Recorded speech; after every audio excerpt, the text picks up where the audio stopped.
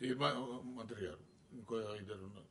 తీర్మానం మల్లన్న గారు మీరు కూడా కానీ మంత్రి గారు ఒకటేసారి చెప్పండి. సార్ ధన్యవాదాలు సార్. మొదటిసారిగా ఈ సభలో మాట్లాడే అవకాశం కల్పించినటువంటి తమరికి కృతజ్ఞతలు తెలియజేస్తూ, సార్ పెద్దలు జీవన్ రెడ్డి గారు చెప్పినట్టుగా గంధమల్ల రిజర్వాయర్కి సంబంధించినటువంటి అంశం సుదీర్ఘకాలంగా పెండింగ్లో ఉంది సార్. అది నా సొంత మండలంలో ఉన్నటువంటి ప్రతిపాదిత రిజర్వాయర్ సార్. అక్కడ గత కొంతకాలం నుంచి కూడా ల్యాండ్ యాక్విజిషన్ ప్రాబ్లం ఉందని చెప్తూ వస్తూ ఉన్నారు.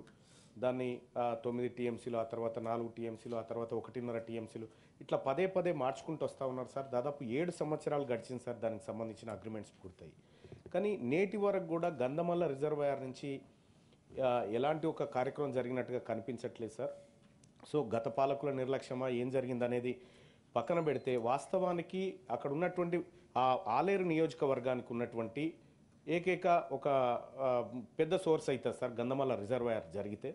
సో ఆ గంధమల్ల రిజర్వాయర్ని నిజంగా ఇప్పుడు గత పాలకులు చేసినటువంటి నిర్లక్ష్యాన్ని సరిదిద్దుతూ ప్రస్తుత ప్రభుత్వం, ప్రజాప్రభుత్వం దీన్ని ముందుకు తీసుకుపోయి ల్యాండ్ యాక్విజిషన్ ఇబ్బందులు లేకుండా, ఎందుకంటే ఇప్పటికే మనం ఆ వీరారెడ్డిపల్లి, గంధమల్ల అనేటువంటి అంశాలను కుదించుకుంటూ వస్తూ ఉన్నాం. ల్యాండ్ యాక్విజిషన్ విషయాలు కానీ, టవర్స్ విషయంలో కానీ చాలా కుదించుకుంటూ వస్తూ ఉన్నాం సార్. దాన్ని త్వరితగతిన పూర్తి చేయడం కోసం ఏదైతే మేడిగడ్డ గురించి పెద్దలు జీవన్ రెడ్డి గారు ఎట్లయితే చెప్పినారో, సేమ్ గంధమల్ల రిజర్వాయర్ కూడా ఈ ఇంకేమైనా అలొకేషన్స్ ఉంటే కూడా ఈ బడ్జెట్లో కేటాయించాలని తమరి ద్వారా మంత్రి గారికి విజ్ఞప్తి చేస్తున్నాను సార్.